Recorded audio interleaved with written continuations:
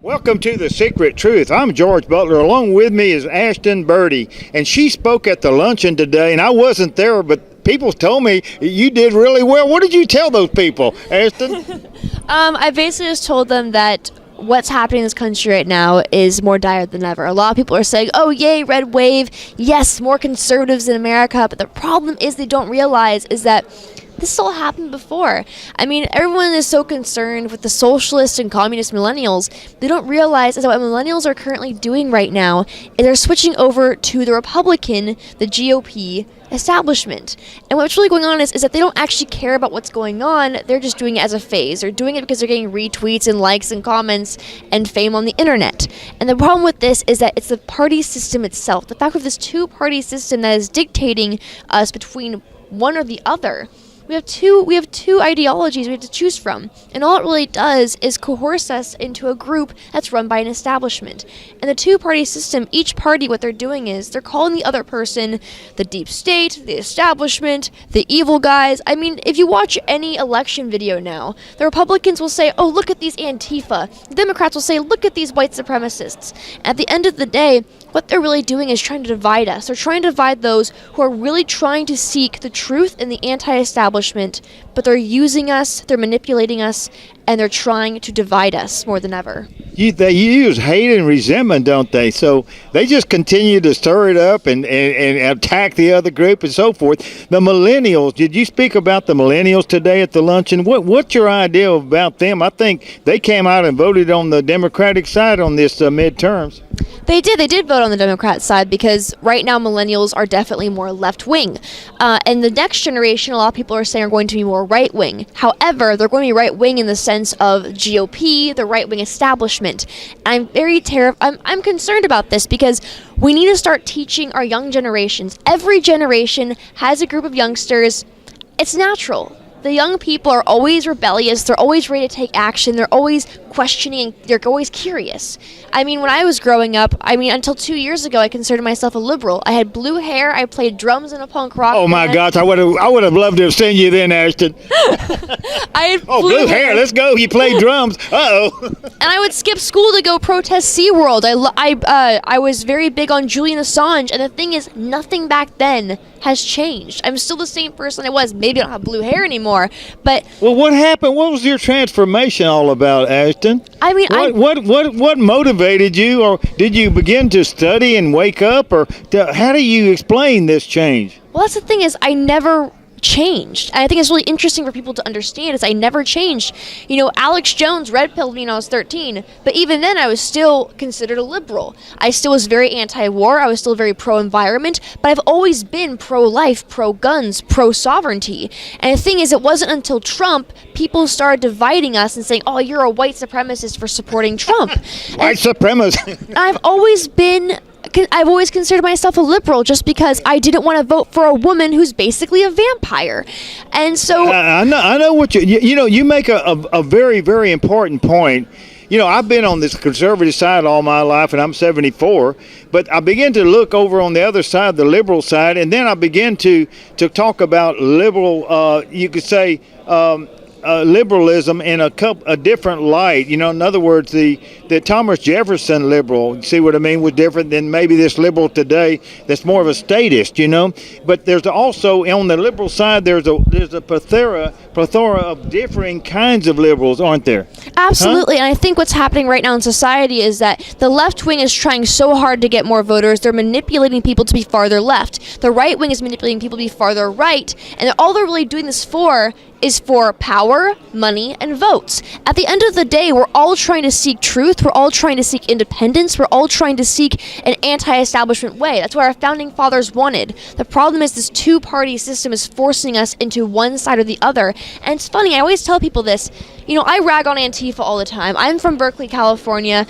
But if I sat down next to an Antifa member and we did a survey with a curtain between us, we had no idea who the other person was, 85% of that information would be exactly the same. And I think the problem is that we go to these rallies in the streets and we see Antifa fighting MAGA hats.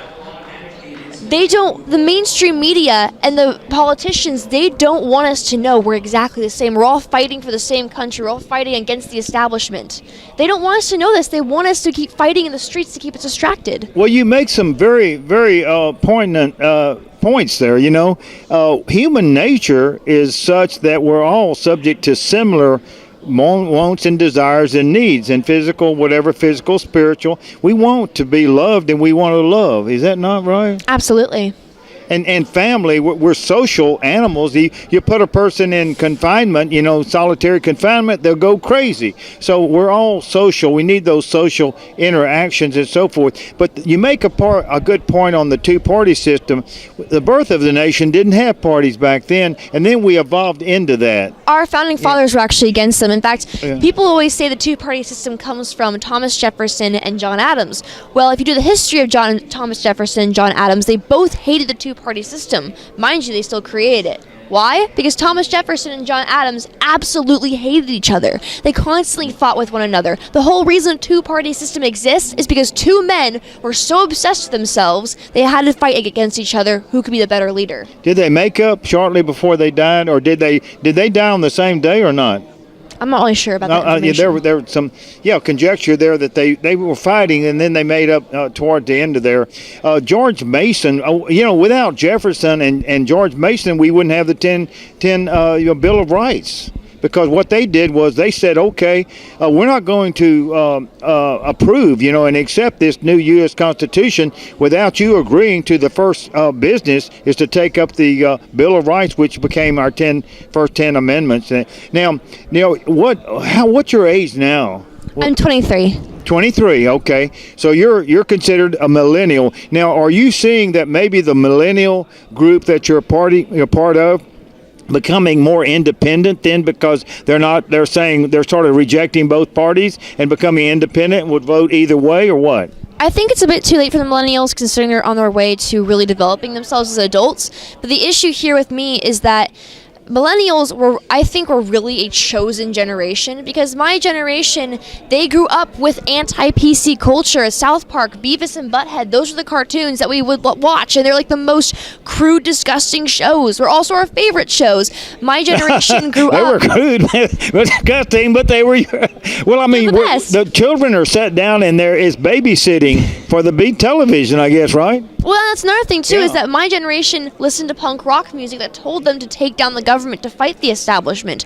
The problem is that my generation was very rebellious. They questioned people. It didn't matter whether it was Bush or Clinton. They wanted to fight them because they felt they were doing something wrong. What happened along the way is that my generation is also very delved into pop culture, social media. And so they don't really have real personalities. Their personalities are based on aesthetics that they can show on social media, so they can become famous on social media. My generation is the most medicated. They have their minds are the most numb. My generation, they have an entire education system that basically, you can't go to school and learn my generation, the majority of them don't know how to change a tire, cook themselves a meal, so they can't pay taxes. But if they were to take, you would ask them, they would say, oh, the mitochondria is the powerhouse of the cell. Easy. I mean, my teacher spent 7 years in basic biology telling me this. I mean, we went from 5th grade to 12th grade being told in every biology class, and remember, kids, mitochondria is the powerhouse of the cell, but you're not going to ever learn to pay taxes. So these kids go to school, get no basic life skills, and then when they graduate high school, they say, what do I do now? The counselor says, go to college. Okay, what do I study? The best thing you can study, something you're interested in. So little Timmy goes to college at UCLA, gets a degree in philosophy. He graduates with a useless degree. He ends up living at home with mommy and daddy. He's $100,000 in debt, and he's working at McDonald's. And the worst part of it all is that he has to live off the government to survive. This entire ploy for free education and free health care from Bernie Sanders isn't because anti-establishment. It's because my generation learned no life skills, and we're literally put through a system that puts us in debt. Well, right now, we went from the Clinton administration with a balanced budget, and I think they maybe used some Social Security funds to do it, to trillions of dollars of debt now. Are we going to overcome this debt? I mean, and the young, your age, y'all are going to be strapped. Y'all are strapped with a horrendous debt to try to service. Or what? I mean, what's going to happen there? Well, that's the thing, is that my generation thinks they can just survive off the government because they feel they have no more choice. They want to survive. So while my generation really wanted to rebel against something, they're now put in the situation where they have the means to survive. They think the best way to do it is off the government. And if we were to go back in time, I would say the best way to prevent what is coming to the debt of millennials is to teach them more blue-collar work, to limit social media use, to really teach them about morals and family and community. And so what we can do for our future generations, and I'm seeing this with Generation Z right now, unfortunately, we're seeing this huge wave of people teaching them to be conservative, to be part of the GOP, to be Republican. The problem is we have an entire generation that goes from left to right. They're still in the hands of the establishment for votes, power, and money. So my best advice is to... There's that money system is a big problem. Absolutely. I mean, look at the lobbying. The Fed is privately owned still. See? The Fed, the lobbying, the overseas capitalism where they don't allow it, where they're taking away jobs from... Well, you make a good point there. Pure capitalism is not crony capitalism. What we're suffering under is crony capitalism, which is monopolistic capitalism. Absolutely. Now, if we can free that up and get money into people's hands with new inventions, new software, new ideas, we can turn this country around. Absolutely. And I think it's important to...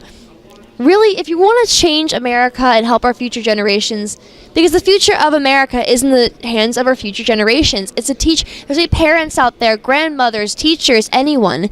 Look at your students, your children, your neighbors, your friends, anything, and tell them, ask kids questions. Do not tell them how to think. The problem I see with the right, especially people like Ben Shapiro, for example, Ben Shapiro will talk down to his audience. A liberal college student goes into a Ben Shapiro event and debates him. And Ben Shapiro, of course, defeats him because it's not hard to beat a college student in any debate, really. I mean, I was a college student at one point. I still technically am the age of a college student, so I'm sure plenty of people here who have... You're an ex-college student now, I mean, Ben Shapiro has a Harvard degree. Of course he's going to defeat a liberal college student with no Gotta have basis that of the world. degree, right? That's the thing is, Ben Shapiro, he has a Harvard degree. Of course he's going to defeat a liberal college student in debate. Well, the point is that basically you have Ben Shapiro defeat them in debate. They look, stupid. He gets tons of views on the video. But the thing is, when that college student goes back to their dorm room or whatever, they're not going to think, wow, Ben Shapiro really taught me I'm now a conservative. It doesn't happen like that. They say, wow, Ben Shapiro's a real jerk. Screw that guy. I'm way smarter than he is, despite the fact he's a Harvard degree. What would your last comments be? We're wrapping up this interview. What would your last comments be or advice to the older generations like myself and others that and just in general and tell us what advice would you give us? Don't talk down. Because talking down just makes us angrier. Like those young kids don't know anything. Exactly. I'm 74. I say that. I don't say that. I'm open to the young people. The best thing you have to do is you have to ask the younger generations questions. Do you want ask them what they feel about, how they feel, what they think about. Exactly. Do you are you comfortable with jokes being banned? Are you comfortable with being told what you can or cannot say? Are you comfortable with being told you need pills to numb your mind, that you can't protect yourself, that you should pay your money to the big guys in suits, to God knows what? Yeah, crony capitalism. Maybe the young people can help us overcome that. You really need to educate the young ones to really question what they want in this world, because here's the thing, is that every young generation wants to rebel, every young generation hates authority, and every young generation wants to be free. So don't tell them how to be free, but make them question themselves of how to be free. Well, if you have green hair or orange hair or yellow hair, you still want to be loved, don't you?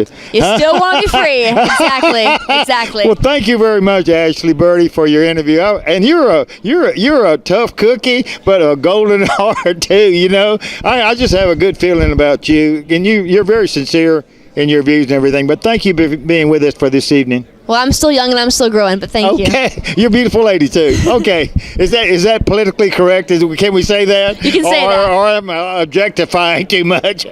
Okay, thank you very much. Okay, thank you. Bye-bye.